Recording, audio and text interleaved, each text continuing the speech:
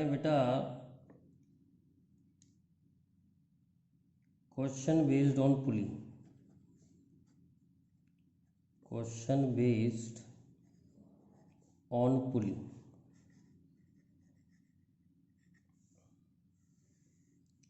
जैसे एक पुली से दो मास लटक रहे हैं, एक M2 और एक M1, और ये पुली है फिक्स्ड पुली है। तो सबसे पहले हम क्या करेंगे, सबसे पहले हम फोर्सेस मार्क करेंगे जो फोर्सेस इसमें लग रही हैं। तो सबसे पहली फोर्स जो लग रही है वो लग रही है वेट। तो वेट होता है mg, तो इसका हो गया m2g और इसका हो गया m1g। फिर नेक्स्ट फोर्स जो हम मार्क करेंगे वो मार्क करेंगे tension away from body mark करते हैं। तो इससे दूर, इससे दूर, इससे दूर, इससे दूर, ये टेंशन मार्क करना मैंने आपको पहले भी सिखाई थी। तो टेंशन ऐसे मार्क करेंगे। अब late M2 be greater than M1, मान लो M2 ग्रेटर देन है M1 से, तो M2 नीचे आएगा एक्सेशन से और M1 ऊपर जाएगा एक्सेशन से। क्योंकि एक ही स्ट्रिंग है इसलिए एक्सेशन की वैल्यू सेम रहेगी। जितना ये नीचे आएगा उतना ये ऊपर जाएगा, जितनी एक्सेशन इसकी होगी इतनी एक्सेशन उसकी होगी, तो एक्सेशन सेम होगी, बस केवल डायरेक्शन का फ़र्क होगा, ये नीचे जा रहा है तो ये ऊपर जा रहा है। अब हम इसकी इक्वेशंस लिखते हैं। इक्वेशन लिखने का तरीका है, जिधर एक्सेशन होती है उसमें से इस फोर्स को माइनस करके नेट फोर्स निकालेंगे। तो नेट फोर्स हो गई m2g माइनस टी, और नेट फोर्स का फॉर्मूला होता है मास इंटू एक्सीलरेशन। तो मास इंटू एक्सीलरेशन लिख लिया। इसी तरह से ये ऊपर जा रहा है, जैसे इधर एक्सेशन है तो इसमें से इसे माइनस करेंगे। तो t minus m1g is equal to m1a। ध्यान रखें जिधर एक्सेशन होती है उसमें से माइनस करते हैं। जैसे नीचे एक्सेशन है, इसका मतलब ये वाली फोर्स इस फोर्स से बड़ी है, तो m2g माइनस टू बराबर नेट फोर्स बराबर mass into acceleration. t m1g से बड़ी है तो t minus m1g is equal to m1a। अब मैं दोनों इक्वेशनों को ऐड कर दूं तो ये आ जाएगा m2 minus m1g is equal to m1 plus m2 into ए।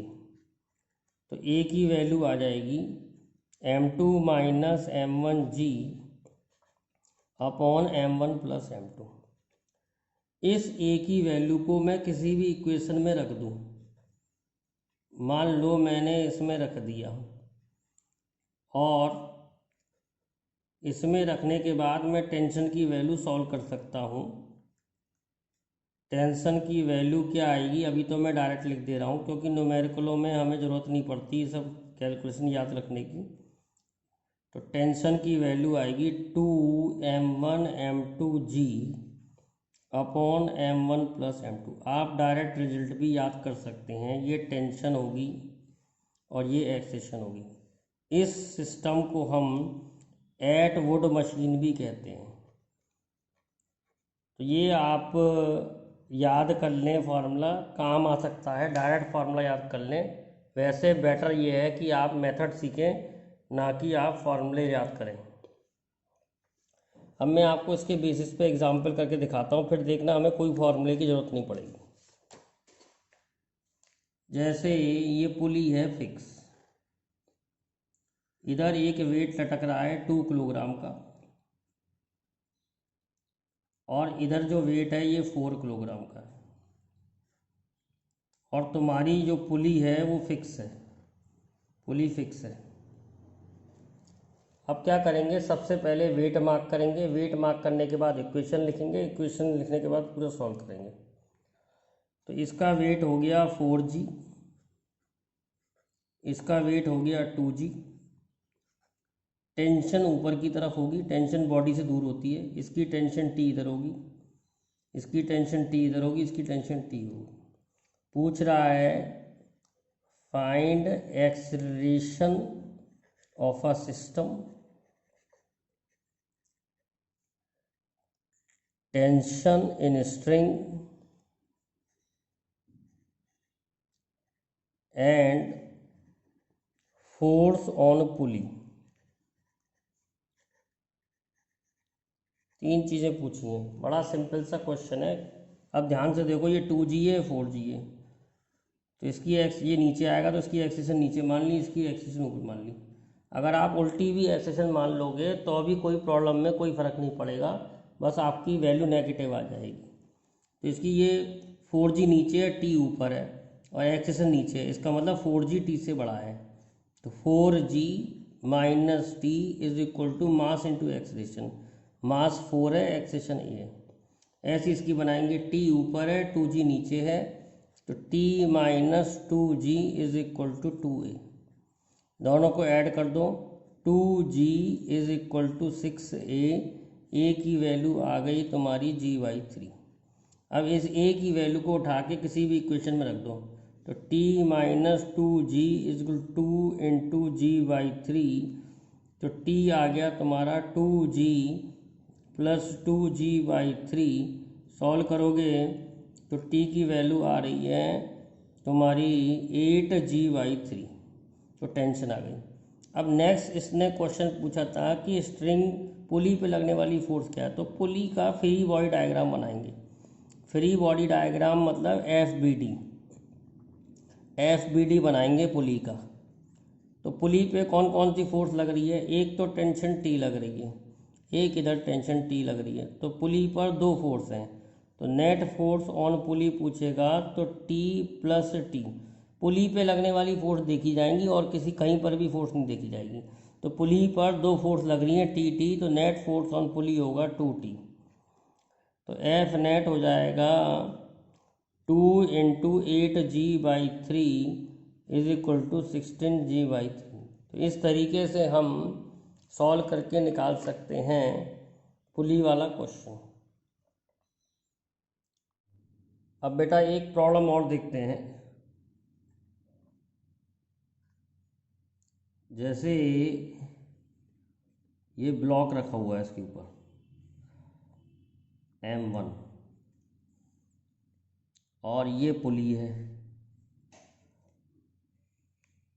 पुली से एक और ब्लॉक लटक रहा है M2।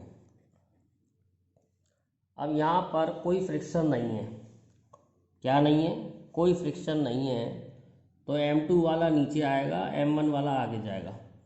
ऐसा कभी भी नहीं होगा कि M1 वाला M2 वाले को खींचे। तो सबसे पहले वेट मार्क कर लेते हैं, M2G, tension tension tension tension. और अगर कोई बॉडी किसी सरफेस पर रखी होती है तो नॉर्मल रिएक्शन आता है।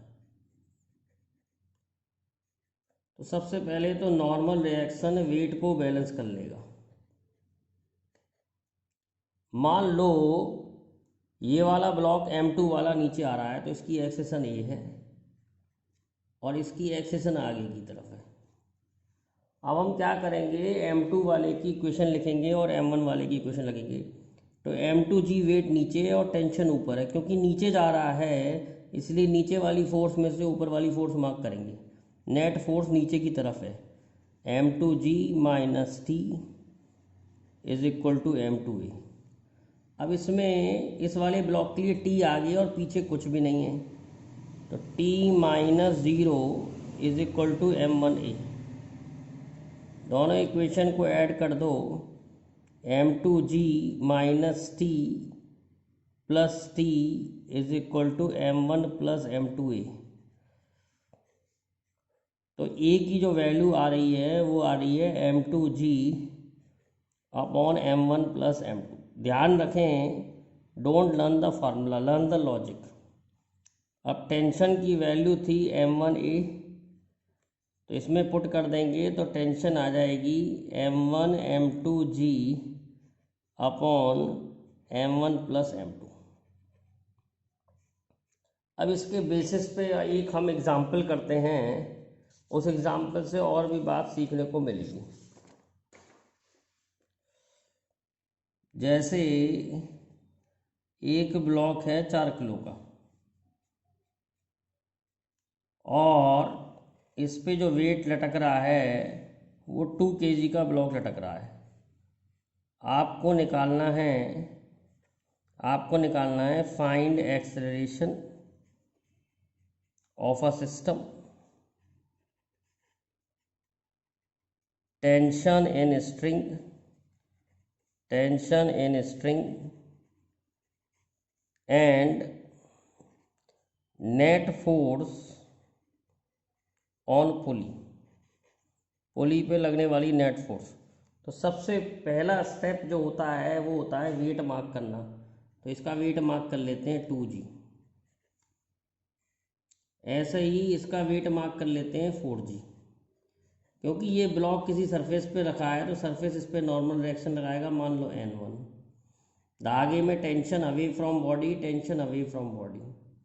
ये ब्लॉक नीचे आएगा, ये ब्लॉक आगे जाएगा। मैंने बताया ना, ये 4 किलोग्राम वाला ब्लॉक कभी इसे ऊपर नहीं खींच सकता। हमेशा 2 किलोग्राम वाला ब्लॉक, ये वाला चाहे भले ही हल्का है इससे, लेकिन यही नीचे आएगा। पीछे रोकने के लिए कोई फ्रिक्शन नहीं है। अगर फ्रिक्शन होता तो हम सोचते भी कि ये चलेगा या नहीं चलेगा, लेकिन फ्रिक्शन नहीं है, इसलिए ये नीचे ही आएगा, ये आगे ही जाएगा। तो सबसे पहले इसकी इक्वेशन लिख लेते हैं, 2g minus T is equal to 2a। Equation लिखते समय ध्यान रखना है कि हमने एक्सेशन नीचे की समय माना है, तो 2g टी से बड़ा होगा तभी तो नीचे आएगा। तो 2g minus T is equal to a।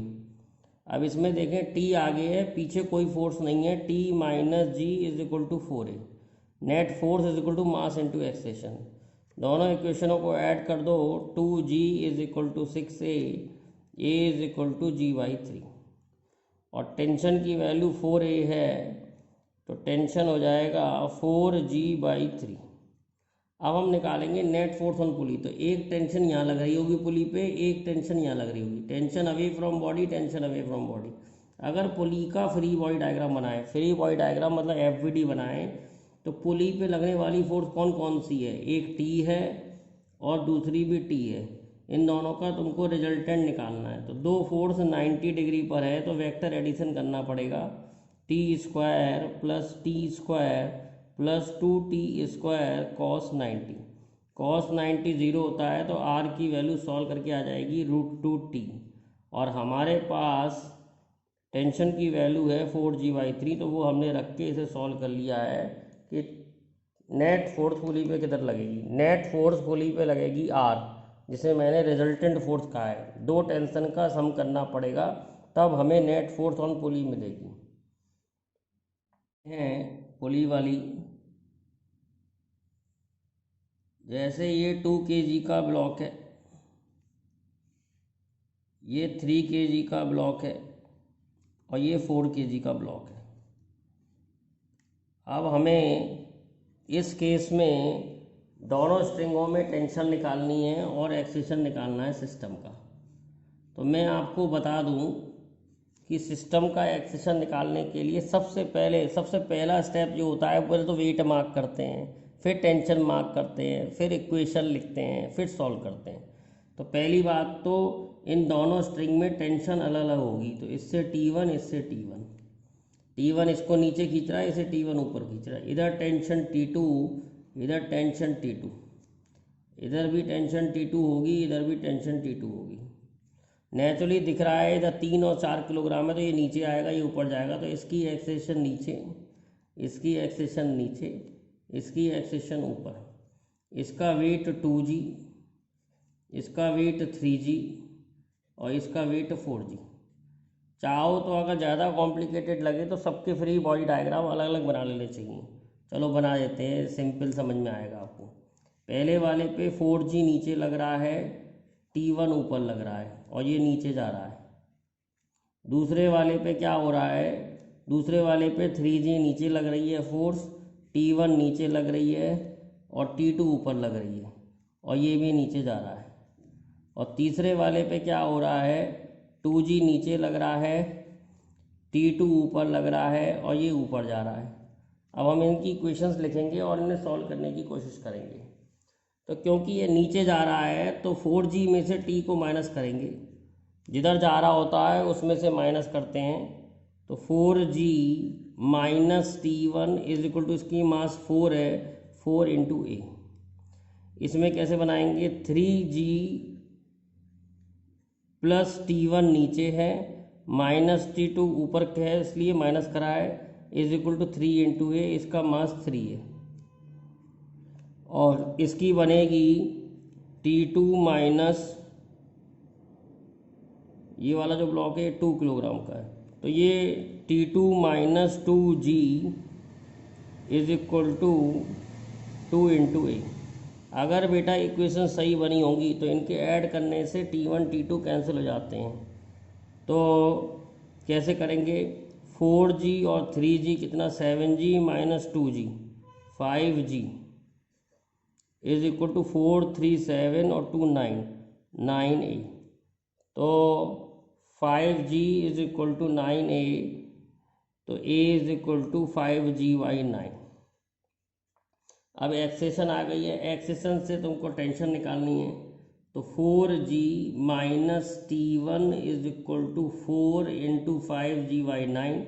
First equation में मैंने रख दी वैल्यू, फर्स्ट इक्वेशन में मैंने वैल्यू रख दी है। अब हम सॉल्व करेंगे तो T1 आ जाएगा 4G माइनस 20G/9, तो 9 4 द 36, 36G माइनस 20G/9, तो सॉल्व करके आ रहा है 16G/9, तो ये T1 आ गया। सिमिलरली हम T2 भी निकाल सकते हैं। हमारी इक्वेशन है T2 minus 2G is equal to 2A, तो T2 जो हो जाएगा वो हो जाएगा 2G प्लस 2, A की वैल्यू रख दी 5G/9, तो सॉल्व करेंगे ये आ जाएगा 18 प्लस 10G यानी कि 28G/9। तो इस तरीके से हमने T1 और T2 भी निकाल लिया। देखते हैं कुछ क्वेश्चन बेटा इंक्लाइंड प्लेन पे भी होते हैं पुली के, तो पहले इंक्लाइंड प्लेन के बारे में समझेंगे। मान लो ये इंक्लाइंड प्लेन है, इसका एंगल थीटा है और एक वेट यहाँ रखा हुआ है। सबसे पहले हम ये निकालेंगे कि ये इंक्लाइंड प्लेन पर एक्सेशन कितनी होगी इसकी। तो mg नीचे लगेगा वेट और नॉर्मल रिएक्शन सरफेस के परपेंडिकुलर लगेगा। ध्यान रखें नॉर्मल रिएक्शन हमेशा सरफेस के परपेंडिकुलर लगता है, तो इट्स परपेंडिकुलर टू सरफेस। अब mg के दो कंपोनेंट करने पड़ेंगे। ध्यान से देखिए ये एंगल थीटा है, ये 90 है, तो ये 90 माइनस थीटा होगा, और अगर ये 90 माइनस थीटा होगा तो थीटा होगा। ये चीज़ ये फिगर कभी भी नहीं बदलता है, याद भी कर सकते हैं, ये एंगल हमेशा थीटा होगा। तो इसका इधर कंपोनेंट हो जाएगा mg cos थीटा और इधर कंपोनेंट हो जाएगा mg sin theta.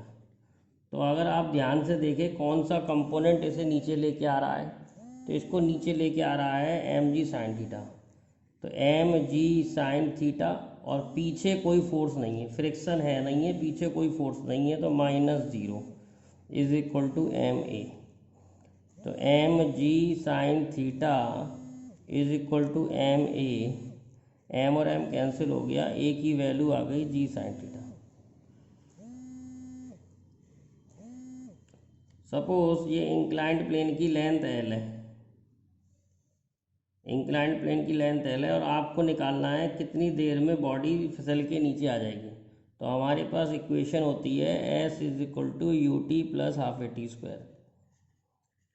Suppose body ऊपर से रेस्ट से स्टार्ट हुई तो u 0 हो गया, s तो वही लेंथ के बराबर, डिस्प्लेसमेंट लेंथ के बराबर हो गया, u 0 हो गया।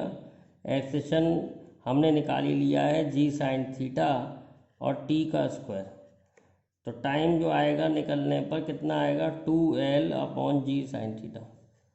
ठीक है, तो इस तरीके से इंक्लाइंड प्लेन की प्रॉब्लम सॉल्व कर सकते हैं। हमें निकालना हो इंक्लाइंड प्लेन से फिसल के कितनी देर में आएगा। सपोज हमें ये निकालना है यहाँ पर पहुँचने पर क्या वेलोसिटी होगी इसकी, तो हम ये वाला फार्मूला लगा सकते हैं v² is equal to u² plus 2as। तो v² is equal to 0² plus 2g sine theta into l।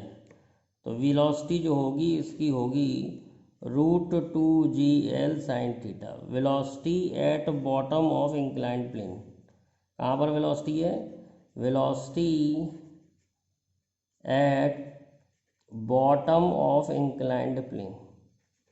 Velocity at bottom of inclined plane हमें मिल गई इससे। अब इंक्लाइंड प्लेन के और भी क्वेश्चन कराएंगे जिसमें हम एक्सेशन निकालेंगे। पुली होगी, पुली विथ इंक्लाइंड प्लेन, मतलब इंक्लाइंड प्लेन भी है और पुली भी लगी है उस पर। देखते हैं।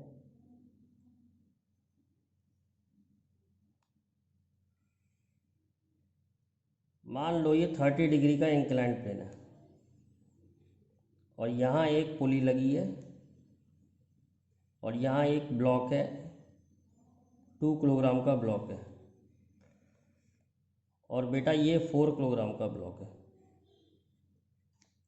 तो बेटा 4 किलोग्राम वाला ब्लॉक नीचे आएगा और 2 किलोग्राम वाला ब्लॉक ऊपर आएगा। अगर आप उल्टा भी मान लेंगे तो भी कोई फ़र्क नहीं पड़ेगा, बस आंसर नेगेटिव आ जाएगा। तो अभी तो दिख ही रहा है कि 4 वाला नीचे आएगा और 2 वाला ऊपर जाएगा, तो इसको नीचे मान लेते हैं 4g। इसका वेट हो जाएगा बेटा 2g। वेट हमेशा डाउनवर्ड मार्क करते हैं। Tension away from body, tension away from body, tension away from body, tension away from body, body से दूर, बॉडी से दूर, बॉडी से दूर, बॉडी से दूर। तो टेंशन ऐसे मार्क करते हैं, अवे फ्रॉम बॉडी। मान लो ये वाला ब्लॉक नीचे जा रहा है और ये वाला ब्लॉक ऊपर जा रहा है।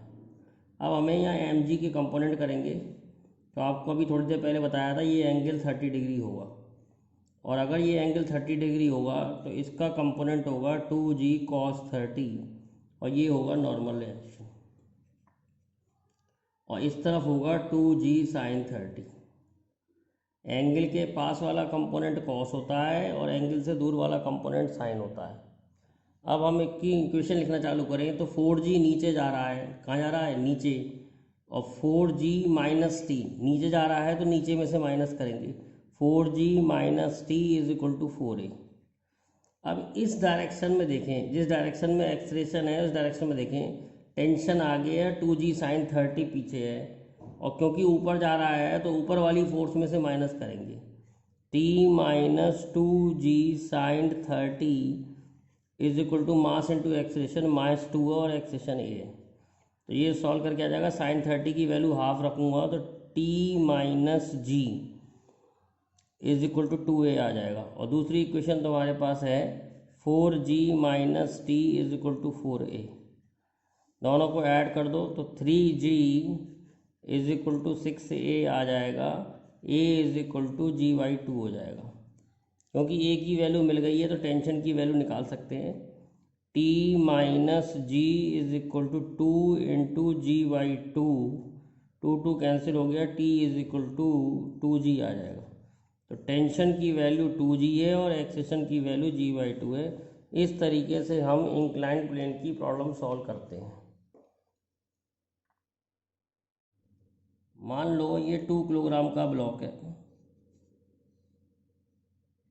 इधर 4 किलोग्राम का ब्लॉक है,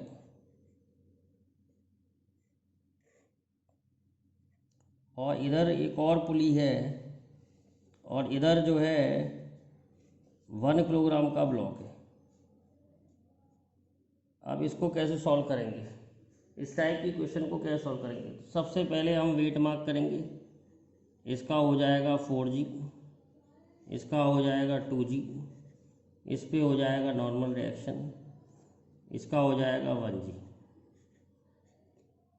अब हम टेंशन्स मार्क करेंगे। Tension away from body, tension body से दूर, टेंशन मार्क करना सीख लें। Tension away from body, tension away from body, tension away from body, tension away from body. अब स्ट्रिंग हो गई है 2, तो ये वाली टेंशन को T2 मान लो और ये वाली टेंशन को T1 मान लो, 2 हो गई हैं स्ट्रिंग। अगर स्ट्रिंग बदल जाती है तो टेंशन भी उसमें बदल जाती है, हम T2 लेंगे। अब मालूम है कि 4 किलोग्राम वाला नीचे जाएगा, 1 किलोग्राम वाला ऊपर जाएगा, तो ये नीचे जा रहा है, ये इधर आगे जा रहा है और ये ऊपर जा रहा है। तो सबसे पहले वाले की क्वेश्चन बनाएंगे। 4g वाला नीचे आ रहा है और टेंशन T2 ऊपर है, तो 4g minus T2 is equal to 4a। अब इस डायरेक्शन में देखिए, इस डायरेक्शन में एक फोर्स T2 है और T1 इधर है और आगे जा रहा है, तो इसका मतलब T2 T1 से बड़ा ही होगा। तो T2 माइनस T1, ध्यान रखना इसमें 2g नहीं आएगा, 2g तो नॉर्मल रिएक्शन से बैलेंस है। T2 minus T1 is equal to a. वैसे ये अलग से बना सकते हैं कि n is equal to 2G, आगे काम आएगी ये वाली इक्वेशन जब फ्रिक्शन का चैप्टर पढ़ेंगे। तो T1 इधर है और 1G नीचे और ऊपर जा रहा है, तो T1 minus 1G is equal to 1A। तो टोटल मास कितना हो गया? टोटल मास ये टोटल हो गया तुम्हारा 7A इज इक्वल टू, देखो T2 से कैंसिल हो जाएगा, T1 से कैंसिल हो जाएगा, ये आ जाएगा सॉल्व करके 3G। तो 7A is equal to 3G आ गया, A is equal to 3G/7 आ गया। अब हम T1 निकालें, T1 minus G is equal to 1A। तो T1 minus G is equal to A की वैल्यू रख दी 3G/7, तो T1 आ जाएगा G प्लस 3G/7। सॉल्व करेंगे तो ये आ जाएगा 10G/7। ऐसे T2 निकालना है तो 4G minus T2 is equal to 4A, A की जगह रख दिया 3G/7, फर्स्ट इक्वेशन में रख दिया है मैंने 3G/7। तो T2 की वैल्यू आएगी 4G minus 12G/7, 7 4 28, 28 minus 12 16G हो गया, तो 16G/7। तो इस तरीके से हमने T1 भी निकाल लिया, T2 भी निकाल लिया और एक्सेशन भी निकाल ली। तो इस तरीके के न्यूमेरिकल अब आपको सिंपल लगेंगे, बहुत सिंपल होते हैं अगर आपको इक्वेशन बनाना आ जाए तो। फिर भी नहीं आए तो अभी और आगे की वीडियो में और क्वेश्चंस एग्जाम्पल कराऊंगा, धीरे धीरे करके सब समझ में आ जाएगा।